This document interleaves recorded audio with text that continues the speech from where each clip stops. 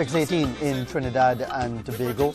Well, we're going to take a look at the traffic situation in another location, this time in Kokori this morning. And again, as you would expect, because many people still in holiday mode, not that busy, but we are already busy this morning with the issues that we want to discuss this morning related to competitiveness in Trinidad and Tobago as returned to studio. But before we talk about that, I want to congratulate the Express for their Individual of the Year awards, which is something that they've done every year. And congratulations to Debbie Jacob, former Express columnist, she now writes for the Newsday, for her outstanding work in the prisons, and to reveal to all of us that people who have done terrible things don't need to be written off for the rest of their lives. And we need to get around to that concept of rehabilitation and restoration. And it's sad that Wayne Chance has passed away, because maybe, I don't know if there's anything like a posthumous award that could be considered for someone like a Wayne Chance. He already received the national award but passed away last month. He was very much a champion for that. Big up as well to Ricardo Meade for the El Socorro Wildlife Center. He has championed the cause of preserving our wildlife for the generations to come, ensuring that we have the beauty of our flora and fauna. And big up as well to Tennille Campbell, our youth winner for the Express Individual of the Year, the outstanding female cyclist who took the TTOC Female Award for the year's sporting awards from the Olympic Committee. So congratulations to the Express for continuing to champion these outstanding achievers in Trinidad and Tobago. Have we been achieving much as far as competitiveness? Now, that is a different story altogether, because the Global Competitiveness Index reports for Trinidad and Tobago over the past few years have indicated that there is much to be desired in terms of this country's productivity level. Government has signaled plans following the last budget presentation to really address productivity concerns. Christmas into the new year and then into Carnival only exacerbates the situation, as workplaces usually experience a high level of absenteeism or lateism. Can't find the workers on time at all at this time of the year. What can employees do to help improve the country's productivity rate? Are they tyrants in their own right? Are they only expecting to draw blood from stone when it comes to how they treat their workers? Well, we're going to be joined on set by two representatives of the Employers Consultative Association. Keston Nanku, he's the chairman of the ECA with us. A very good morning to you, Keston. Good to have you with us. Good to have you on the show. All the best to you as well. Farzan Ali is the vice chairman. Assalamu alaikum, Farzan. Good to have you with us on the show. We were supposed to be joined by Stephanie Fingal, who is the CEO, interim CEO of the ECA, but she's down with the flu. Like I've been battling with the flu, like Keston has been battling with the flu. 'Tis the season in that respect, so she's not able to join us. But good morning, gentlemen. Thanks very much for joining us. To all your listeners. Mr. Nanku, from the outset, from the ECA's point of view, how, given the fact that we've already heard from central bank numbers talking about a 27% increase in retrenchment from January to October of 2019, what does that indicate heading into 2020 from a business point of view? Well, Fazir, I would like to think that you will continue to see retrenchment exercises taking place. And for a number of reasons, the global economic environment and the relative impact, not to mention what is taking place between China and the US. And as it is said, when these big giants, when they sneeze, we catch the cold. So I think we will continue to see that. And we cannot get away from the fact, Fazir, that the world of work has changed. And we're talking now about the introduction of automation, various forms of artificial intelligence. It has not come at the rate at which it currently exists in the global environment, but to come it will. Do we want it to come? It has to the extent that it will? Yeah, because then businesses will be accused of laying off more people. Well, the thing about it is some balance. When we talk about the relative impact of the introduction of automation, keep in mind it's really about what may be described as the loss of jobs in a particular sector, or skills and skill sets and all the rest of it. But the creation, some writers have indicated that there will be quite a lot more jobs being created. But to answer your Yes, question yeah. specifically, Sure. in terms of if we wanted to come here as quickly as it has taken place, the answer is no, because I can tell you, when I look at it, governments, particularly third world developing countries, it's difficult for them to keep a pace of creating jobs, and the whole question of the educational system, the curriculum, the preparation of students to be able to prepare themselves appropriately or adequately for the world of work. And that speaks to a bigger issue, Mr. Ali, as far as our education system, correctly, whether we're training our young people for the skills, with the skills that will be relevant in our time and for years to come. But just on the point of employers, because you all are representatives of the Employers Consultative Association, the accusation laid at the feet of the business sector, the employers, is that they're quick to fire. They're looking for every reason, every excuse, every way just to fire, rather than thinking in terms of redeployment, working out ways and systems and structures. In fact, the business community, some have often complained about the industrial court and the way it works and so on. What is your response, Mr. Ali, to the suggestion that the business community in Trinidad and Tobago, of course there are exceptions, but in general are too quick to fire? Okay, Fazir, good morning, and good morning, Trinidad and Tobago. Just to take from a bit of what Kirsten was saying a while ago to answer your question. Business is now operating in an environment which is heartless, which is so competitive that to stay alive, you have to do many things. However, I will not agree with that statement that business is heartless to the fact that the first thing it's going to do is try to cut staff. No. I could tell you what we do in the ECA is that we do a lot of retraining exercises, reskilling exercises for our members. And that's ongoing. We also sit with our members to show them ways and means we can avoid it. Because business don't like retrenchment. There are two reasons. One, it's an expensive, option, very, based on the current formula for retrenchment. The second thing is that it leaves a really bad climate in your organization, something you have to deal with and work with. So it's not a win-win, in any way. Most times it turns out to be a lose-lose. But from the ECA's point of view, it's the last option. That's what our position is. And Mr. Nanku, from that point of view, how then should Trinidad and Tobago be moving forward in that relationship between employers and employees, as far as creating an environment where there's a greater levels of productivity, greater level of consultation between employees and employees, and a greater willingness for retooling and retraining, if that is seen as the way to move forward? Well, Fazir, from that perspective, we do have what is called social dialogue, which from the ECA's perspective, and ably supported and reinforced by the International Labour Organization, social dialogue is the most powerful vehicle, considered to be the most powerful vehicle, to get parties to that conversation together. So it has to be highly collaborative, consensus building. It cannot be, one size fits all and, I don't care about you. It has to do with how can we, recognizing what is in the best interest, whether it be national interest or the whole, for us to work together. Now, we have been having challenges where that is concerned, because a lot of it has to do with the willingness to give up power. And that's not an easy thing to do. But more and more, as I continue to say on these programs and otherwise, the platform is burning.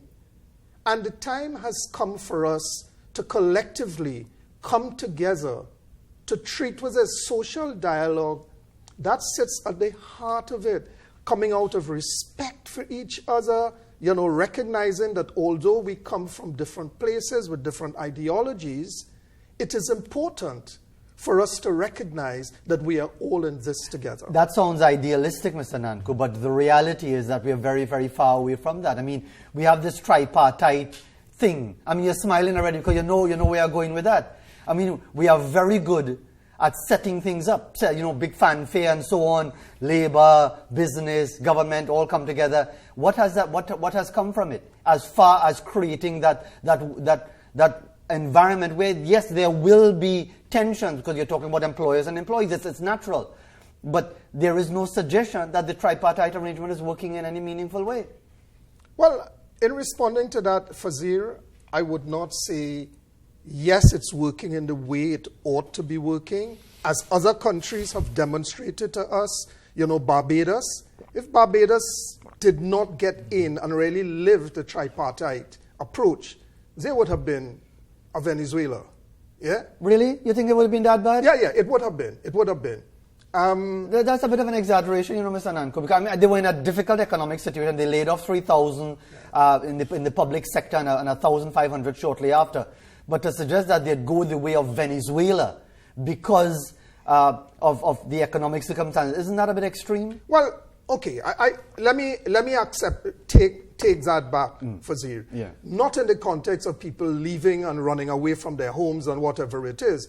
But economic ruin? Economic challenges, it would have been difficult because it's about, at the time, it was about what they call it, reducing the dollar. Yes, the devaluation. The devaluation. Yeah. Devaluation. And they refused to devalue. And even up to now. Yeah, they say devaluation is not on the Is that collective?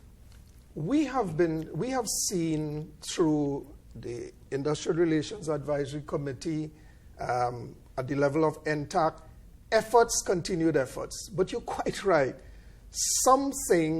We need much more to propel this forward. What do we need? Let me ask Mr. Ali to come in on this. What do we need? We have existing structures. We have the National Tripartite Advisory Council. We have the Industrial Court. We have existing legislation. We have all sorts of different things. What should we be doing at this point to move the process forward to the benefit of all concerned? Fazir, this is where real leadership comes in this country, which we are lacking in.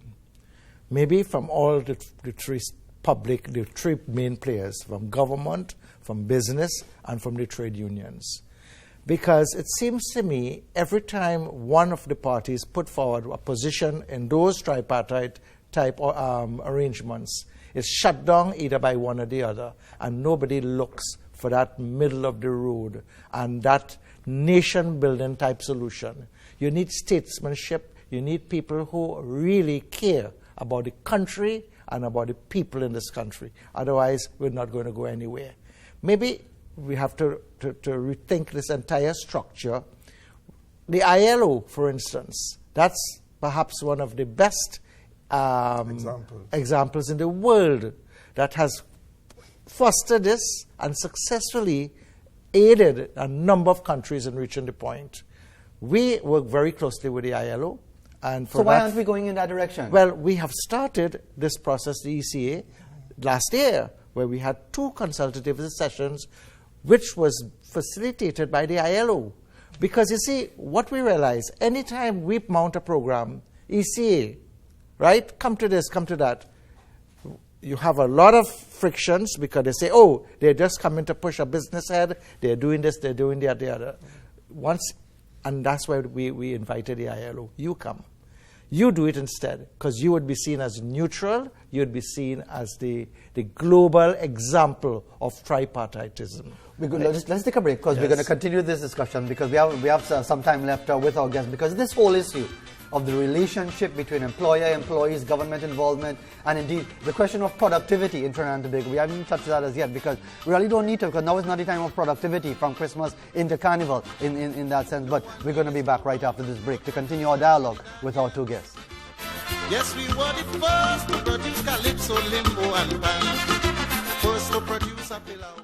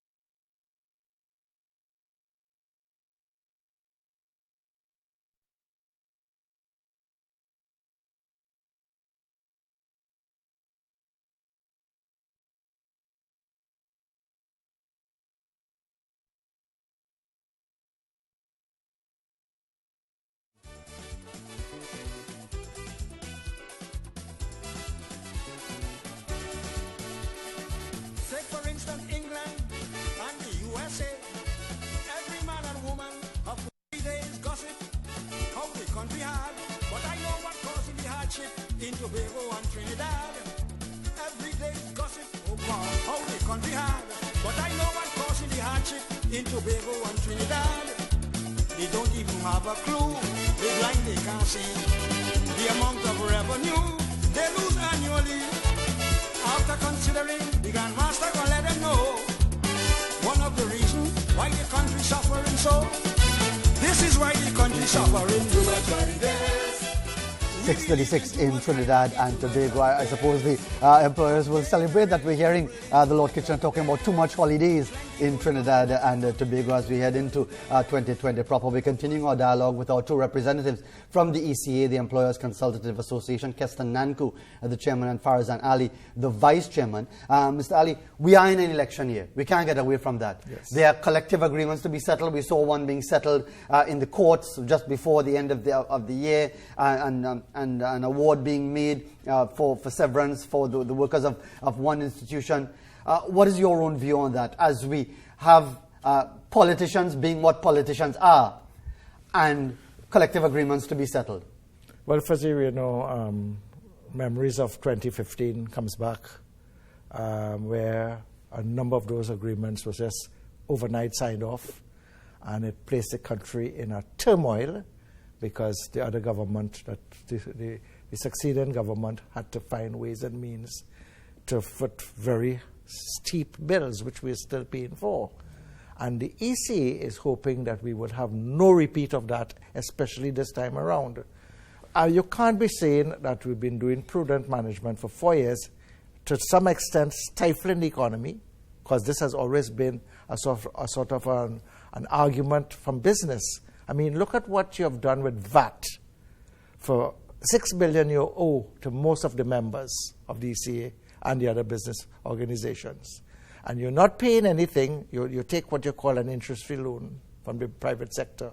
And then for us to see, you're more or less going to give away to the unions and bow to them just because of elections is going to put this country in a place where it will be most difficult to return to some semblance of management. So ECA is really strong on it, and we are really advising the government that they have to be very careful in terms of those trade agreements. Yes, Mr. Nanku, go ahead. I'm very cautious because, you see, the time has come, Fazil, for us to be talking about that same, whether it be an entire tripartite conversation. We got to get to the place where we have some kind of wage control. And when I say wage control, we cannot be increasing wages, salaries, wages, incentives and rewards, providing that without it being aligned to productivity or aligned to increase in performance targets and so on. But do we have the indicators? Do we have the measurements, whether at a national level or at an individual business level, to show whether that productivity is where it's at, to therefore justify the case, whatever that case may be? Well, this is why I said we need to begin the conversation, and we don't need to go far. I mean, it's a global environment we live in. Singapore, I mean, people just beating that to death, but that's a real success story. Singapore, where they got together in the national interest. They don't have natural resources, but today we look at them and so as to determine how can we improve. But you know, Mr. Nanku, the history of Singapore will tell you that that is not a fair comparison. Even though it's a small nation that was cut loose by Malaysia, they were basically run as a benevolent dictatorship by Lee Kuan Yew, in the sense that the freedoms that we enjoy, that we could stand up here and quarrel with the Prime Minister and call him all sorts of things and say the President is a glorified rubber stamp. You get locked up for that in Singapore. Yes. If more than 4 people assemble in Singapore, police come to ask you a question. So I understand the point that you're making about the comparison. But given the freedoms that we enjoy in Trinidad and Tobago, is that a fair comparison? Well, Fazil, to be quite honest, and this is Keston Nanku personally, not the ECA, I think we need, in order for us to get... Do we want to become a Singapore in that sense? No. But Fazir, we need to step back and ask each individual is about taking individual responsibility and be willing to be held accountable. We need to ask ourselves, how have I contributed to the condition or the particular set of circumstances in which we currently operate? And answer ourselves honestly. Maybe that's a gateway or pathway to help us to realistic. It's holding up the proverbial mirror. But how many of us are willing to do that? All right. I want to make a point here too, Fazir. You know, companies, business, we have boards that we report to, okay? And we have set KPIs at the beginning Key performance indicators. Correct. Yeah. And if we don't achieve those, we have to explain why, or you know what? Yes. We have the ultimate. Government upon government, they set their KPIs with their manifestos. But what happens? Who holds them to account, right? The politics comes and it just throws everything off. I mean, that last local government election is a case in point. I mean, not... But you know, Mr. Ali, you know, I mean, I don't want to really... Yeah. The government has only one KPI. That's called 26 seats to win an election. Yeah. That's the only KPI they're interested in.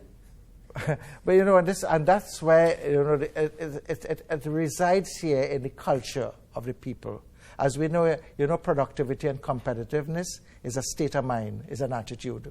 Okay, we have to find a way, and if it is back through that tripartite organization, to get us to grow onto people. Because sure, we can't be a Singapore, but I'll tell you what we could be.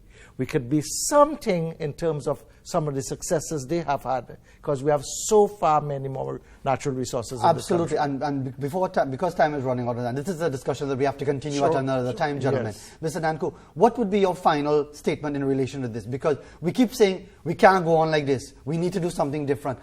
But we don't do it. We never do it. What needs to, do we need to slip even further? Do we need to have more retrenchment? Do we need to have more social unrest? Or social unrest for that matter?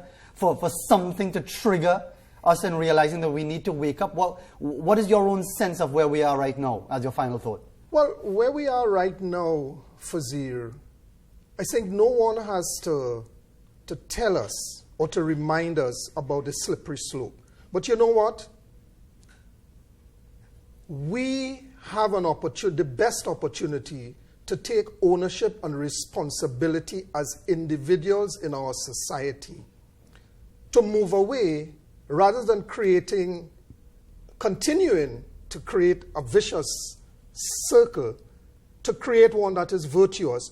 How do we do that? By demonstrating, and it comes from the home, It comes from the home. You know, we operate now, children making children, and that kind of challenge and so on, and the indiscipline and so on. We need to do some more work in terms of what we teach and how we teach. We need to get into the hearts and minds. It may sound idealistic, but that's the reality. Parents got to take responsibility for their children. You realize you're talking about social transformations. Of course, of course. And that goes to the heart of... So to answer your question, we need to begin to transform socially before we can begin, because that is going to impact attitudes. And this is the final thought. And mindset. You are satisfied that employers in the mean, there will always be exceptions, employers in the mean are willing to play their part? Of course they are. Because I tell you, as Farzan has been saying, the ECA, we help, our raison d'etre is to help organizations, employers, to manage their human capital risk in all forms. And we do a lot of work in that regard. Gentlemen, thanks very much. You wanted to say something very quickly, yes. finally? CSR, corporate social responsibility, is becoming critical in the world of business. And that's the vehicle that we must use to bridge this gap and to build this country for zero. All right, that's well, it. Let's see how it goes, because we've heard this before. For decades, same thing like diversification. We seem to be a country that just chasing the tail year after year. But anyway, thank you very much, gentlemen, for being on time this morning with our first working day of the new year to have this discussion with us. We'll take a break and continue right after that. It is just a pity